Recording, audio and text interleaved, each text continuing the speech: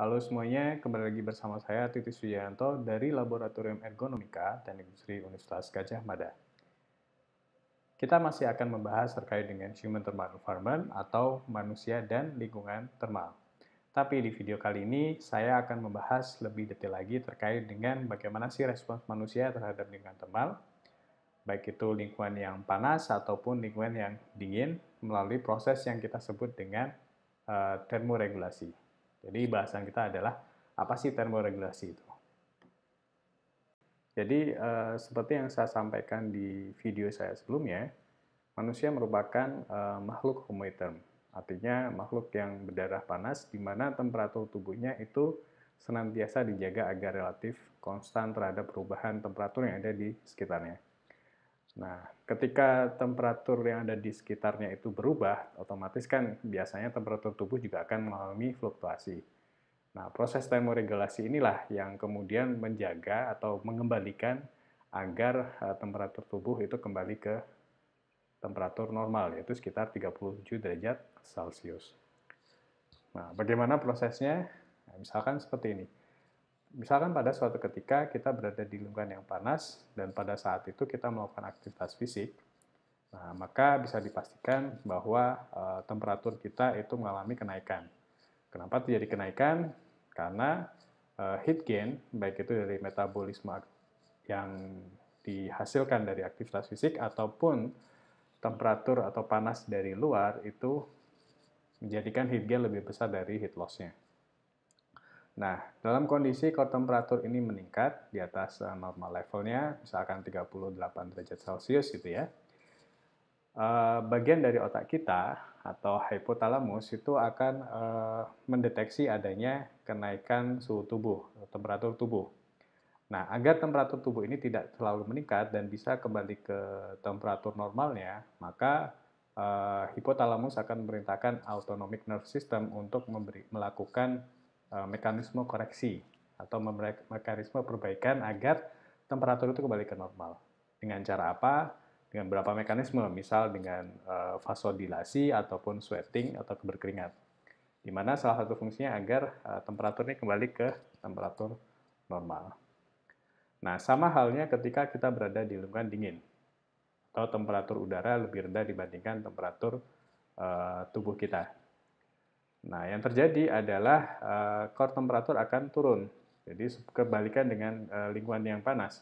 Di lingkungan yang dingin, temperatur tubuh akan cenderung untuk turun, untuk menyesuaikan dengan lingkungannya. Jadi, sama seperti ketika berada di lingkungan panas, hipotalamus itu akan mendeteksi adanya penurunan temperatur tubuh dan berusaha memberikan semacam korektif mekanisme atau mekanisme perbaikan agar temperatur itu bisa kembali ke normal atau naik kembali dengan beberapa cara seperti misalkan vasoconstriction yang mencegah terjadinya pelepasan kalor ke luar tubuh atau bisa juga melalui proses yang namanya shivering. Di mana shivering itu fungsinya adalah untuk meningkatkan produksi panas dalam tubuh sehingga temperatur itu kembali ke temperatur normalnya. Nah, ini adalah mekanisme termoregulasi secara general. Kita akan membahas proses termoregulasi satu persatu, baik itu ketika kita berada di lingkungan panas, seperti ini, ataupun ketika berada di lingkungan yang dingin. Nah, pada kondisi ketika kita berada di lingkungan panas, tubuh tentunya akan merespons adanya kenaikan suhu atau temperatur yang ada di lingkungan. Nah, seperti yang saya sampaikan di slide sebelumnya, kondisi lingkungan panas ini tentunya akan meningkatkan internal core temperaturnya, jadi temperatur inti dari tubuh. Nah, kenaikan atau peningkatan temperatur inti tubuh ini dideteksi oleh hipotalamus. Kemudian hipotalamus akan memerintahkan sympathetic nerve system untuk melakukan dua proses koreksi atau dua mekanisme koreksi. Yang pertama adalah vasodilation. Jadi ketika kita berada di lingkungan panas atau kondisi panas, maka tubuh akan meningkatkan aliran darah dari dalam tubuh tentunya dari core ke kulit. Proses ini yang kemudian kita sebut dengan vasodilation. Jadi vasodilation ini Nah, seperti saya sampaikan tadi, dia dikontrol oleh SNS dan meningkatkan aliran darah dari dalam tubuh, ke permukaan kulit kita, sehingga memudahkan proses pelepasan panas melalui proses radiasi ataupun konduksi. Ini ketika kita bersentuhan dengan objek padat, misalkan sambil duduk gitu ya, atau melalui konveksi, ada aliran udara, atau juga melalui proses evaporasi. Nah, ini adalah fungsi dari vasodilation sebagai salah satu mekanisme koreksi yang dilakukan oleh hipotalamus agar temperatur tubuh itu bisa kembali ke normal. Nah, selain vasodilasi ini, jadi vasodilasi ini kan dia meningkatkan aliran darah ya ke permukaan kulit atau di bawah permukaan kulit lah ya. Nah, di bawah kulit itu kan ada yang namanya kelenjar keringat. Nah, karena di situ ada stimulus panas oleh aliran darah atau blood flow, maka sweat gland ini, kelenjar keringat ini akan teraktivasi. Sehingga aktivasi dari sweat gland ini akan menghasilkan keringat yang akan disekresikan ke permukaan dari kulit. Nah, karena di sekitar kulit kita itu menjadi panas, tadi ada proses vasodilation, itu kan panas kan menjadi berpindah ke permukaan kulit. Nah, ini keringat ini kemudian akan berevaporasi, menguap gitu ya. Nah, penguapan ini yang kemudian akan memberikan cooling effect bagi manusia, bagi kita ketika kita berada di lingkungan yang panas. Nah, selain memberikan cooling effect, jadi keringat yang berevaporasi ini dia berfungsi sebagai apa yang kita sebut dengan wet heat loss atau pelepasan panas yang basah. Kenapa basah? Karena melalui proses evaporasi. Nah, proses evaporasi ini sangat penting bagi pelepasan kalor. Jadi kalau di video sebelumnya saya sampaikan bahwa evaporasi ini memberikan impact yang cukup besar dalam melepas kalor. Kenapa? Karena setiap 1 gram keringat yang dievaporasikan itu dia melepas panas itu sekitar 0,58 kilokalori. Nah, bisa dibayangkan misalkan kita melakukan aktivitas fisik dengan panas kemudian berkeringat. Nah, ternyata keringat yang hilang atau yang berevaporasi itu sekitar katakanlah misalkan 500 gram gitu ya. Setengah kilo dari tubuh kita, setengah kilogram, maka di sini bisa dibayangkan berarti sekitar 0,58 kali 500 gram. Jadi situ ada panas yang dilepaskan ke lingkungan. Nah, heat loss ini terjadi terutama ketika temperatur udara, air temperatur itu dia lebih tinggi daripada skin temperatur kita. Dan yang jadi masalah, ini kaitannya dengan 6 basic parameter yang berhubungan dengan humidity. Keringat itu akan sulit untuk dievaporasikan ketika humidity atau kelembabannya itu tinggi. Nah, itu adalah mekanisme termoregulasi untuk respon terhadap lingkungan panas. Untuk memudahkan ini ya penjelasan saya, jadi normalnya seperti ini. Ketika kita berada di lingkungan panas, suhu tubuh mulai mengalami kenaikan nih. Ini kita belum sampai berkeringat, kemudian juga pembuluh darah juga masih dalam ukuran yang normal, belum sampai terjadi vasodilation, malah mungkin vasoconstriction ya. Nah, kemudian temperatur udara naik. Temperatur udara naik, kemudian dibarengi dengan temperatur tubuh kita juga mengalami kenaikan. Nah, di sini proses vasodilasi itu terjadi. Jadi pembuluh darah akan mengalami pembesaran. Karena besar, maka di sini aliran darahnya akan menjadi lebih lancar ya kan, tidak lagi terhalang. Nah, darah yang dialirkan itu kan darah dari dalam tubuh, dari core intinya. Sehingga darah yang dialirkan tentunya akan panas dan dilepaskan ke permukaan kulit melalui proses yang namanya radiasi. Nah, pada saat yang sama di sini kan area sini kan panas ya, karena berhubungan dengan blood flow ya, aliran darah. Sweat gland ini, kelenjar keringat itu akan teraktivasi kemudian mengeluarkan keringat. Nah, keringat yang dikeluarkan karena di sekitar kulit ini panas, otomatis dia akan berevaporasi. Nah, Evaporasi ini yang kemudian akan melepaskan kalor dan berfungsi untuk menormalkan kembali temperatur tubuh kita. Nah, itu proses termoregulasi yang berkaitan dengan lingkungan panas. Selanjutnya adalah mekanisme termoregulasi yang berkaitan dengan respons tubuh manusia ketika berada di lingkungan yang dingin atau kondisi yang dingin. Berkebalikan dengan kondisi panas, di mana pada kondisi yang panas temperatur tubuh akan meningkat. Pada kondisi dingin, di sini skin temperatur itu akan mengalami penurunan. Nah, skin temperatur ini kebetulan kan area yang paling atau area tubuh yang langsung berhubungan dengan lingkungan, dan ketika lingkungan itu dingin, maka temperatur kulit akan mengalami penurunan. Nah, penurunan dari skin temperatur termasuk juga blood temperature yang ada di sekitarnya ini akan dideteksi oleh hipotalamus. Hipotalamus akan memerintahkan SNS sama seperti ketika di lingkungan yang panas ya. Dia akan mengirimkan instruksi melalui SNS untuk melakukan proses yang namanya vasoconstriction. Jadi tubuh akan mencoba menghalangi aliran pembuluh darah ke kulit, dari internal organ ke kulit. Nah, proses ini yang kita sebut dengan vasoconstriction. Tujuannya adalah agar menghalangi panas dari dalam tubuh itu tidak sampai keluar.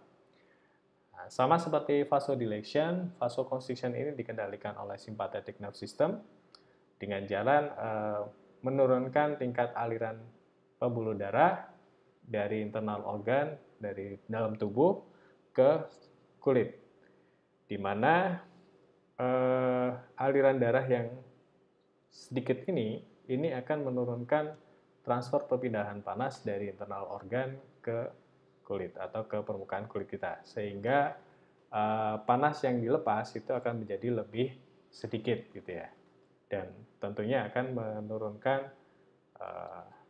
temperatur dari kulit. Jadi gambarnya seperti ini.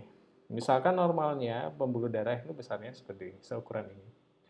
Nah, ketika kondisinya lingkungan dingin, maka di sini akan terjadi vasoconstriction. Jadi pembuluh darah yang akan bergerak menuju ke kulit ini akan mengecil sehingga aliran darah dari dalam ke luar itu tidak terlalu banyak.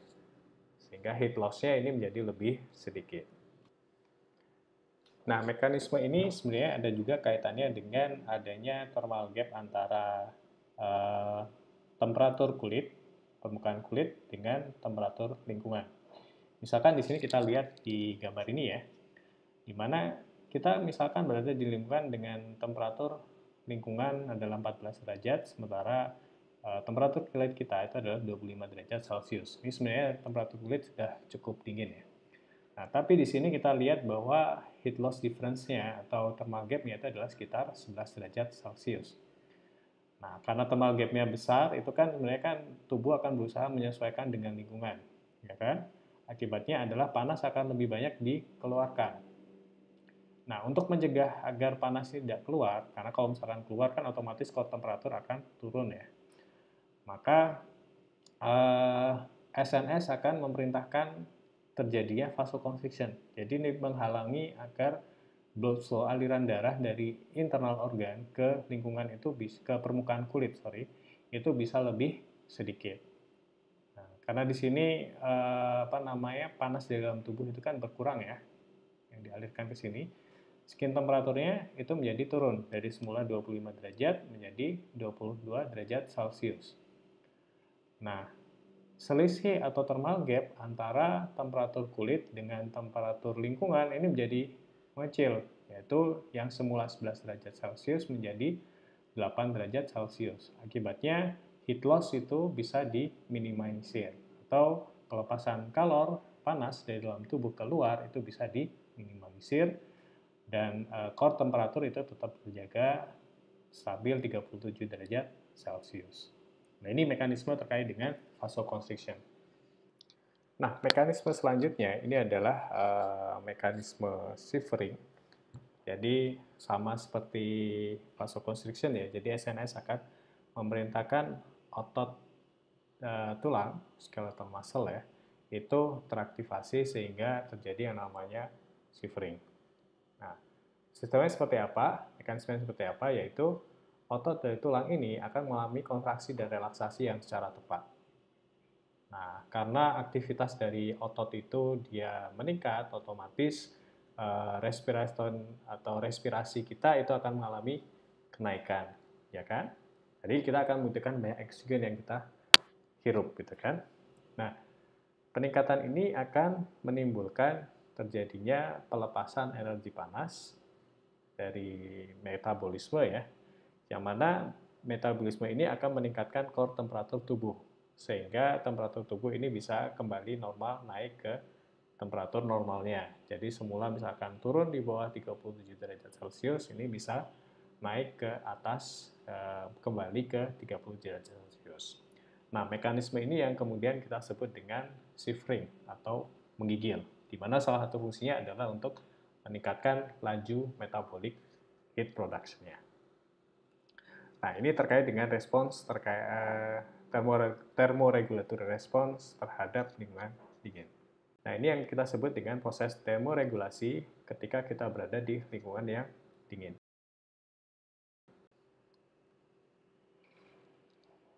Oke, dari penjelasan saya tadi, itu bisa kita buat semacam ringkasan sebagai berikut. Jadi, ketika kita berada di ambient temperatur yang menjadi lebih panas, maka respon tubuh untuk proses atau mekanisme termoregulasi itu adalah dengan cara yang pertama vasodilasi, di mana pembesaran pembuluh darah yang fungsinya adalah untuk melepas panas dari dalam tubuh, internal tubuh ke permukaan kulit agar bisa dilepas ke lingkungan melalui proses radiasi, konveksi, konduksi, ataupun juga evaporasi. Nah, selain vasodilasi, di sini kelenjar keringat akan teraktivasi dan memproduksi keringat. Nah, di sini akan semakin banyak keringat yang dilepaskan. Nah, keringat yang dilepaskan ini tentunya tidak hanya sekedar membasahi tubuh, tapi juga dia akan menguap membawa panas dari dalam tubuh, terutama di sekitar kulit ya, untuk dilepas ke lingkungannya. Sehingga kalau kita lihat di sini ya, berarti heat transfer dari dalam tubuh ke lingkungan itu akan menjadi lebih banyak. Mekanisme ini itu kita sebut dengan mekanisme pengaturan menggunakan sudomotor. Sudomotor respons ini maksudnya adalah respons keringat, sehingga zona antara termoneutral sampai lingkungan panas ini kita sebut juga dengan sudomotor regulatory zone.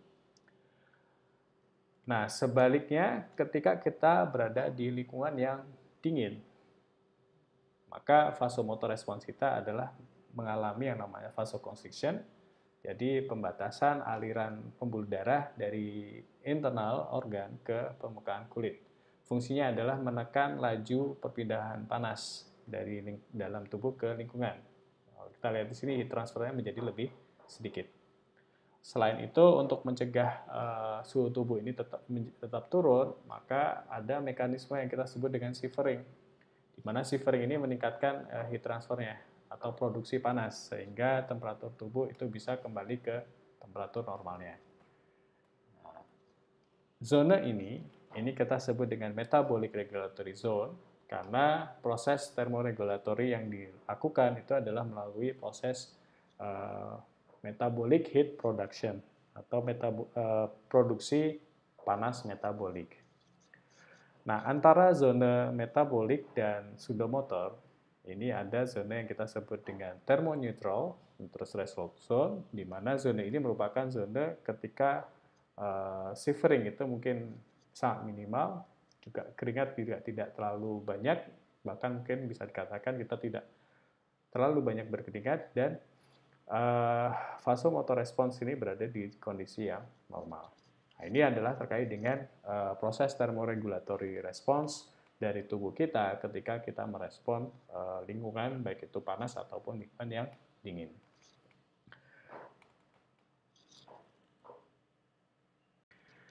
Nah, selain proses termoregulatory yang melibatkan respon fisiologis dalam tubuh kita, itu juga mengalami yang namanya behavioral thermoregulation atau pengaturan temperatur tubuh dengan perilaku. Nah, di sini kalau bisa kita lihat itu tentunya adalah berkaitan dengan perilaku seseorang ketika berada di lingkungan panas, yang mana fungsinya adalah untuk mengatur temperatur tubuh dia. Nah, ketika berada di lingkungan panas misalkan, yang kita lakukan adalah misalkan kita menggunakan pakaian yang tingkat insulasinya lebih sedikit, di mana fungsinya adalah mencegah panas itu terperangkap di lapisan antara kulit dengan pakaian. Kemudian kita juga melakukan aktivitas seperti misalkan merentangkan tubuh sehingga luas area tubuh kita menjadi lebih luas. Nah, ini akan memudahkan proses pelepasan kalor, termasuk juga biasanya kita menggunakan kipas, baik secara manual ataupun kipas angin ataupun AC, di mana salah satu fungsinya itu adalah mempercepat proses pelepasan kalor melalui proses konveksi. Nah, ini adalah yang kita sebut dengan behavioral thermoregulation. Nah, bagaimana kalau di lingkungan yang dingin? Nah, tentunya sebaliknya. Ketika kita berada di lingkungan yang dingin, yang kita pakai adalah pakaian dengan tingkat insulasi yang lebih tinggi dan mungkin akan lebih banyak layernya. Karena fungsinya adalah bisa merangkap panas yang ada di sekitar kulit dan di bawah pakaian. Ini tentunya akan menjaga agar panas dari dalam tubuh itu tidak keluar. Selain itu, dari sisi postur mungkin kita lebih banyak berlingkup. Fungsinya adalah untuk memperkecil luas area permukaan tubuh, sehingga panas yang dilepas keluar itu menjadi semakin minimal. Nah, itu adalah terkait dengan behavioral thermoregulation. Dari sini kita sudah belajar terkait dua hal. Yang pertama adalah bagaimana proses termoregulasi ketika kita berada di lingkungan panas ataupun di lingkungan dingin dengan melihat respon fisiologisnya. Terus yang kedua, di sini kita belajar juga terkait dengan bagaimana sih proses thermoregulation yang terkait dengan perilaku atau behavioral thermoregulation. Itu saja penjelasan terkait dengan termoregulasi. Harapannya Anda paham apa itu termoregulasi dan bagaimana respons manusia terhadap lingkungan termal. Oke, sampai jumpa dengan video-video selanjutnya. Assalamualaikum warahmatullahi wabarakatuh.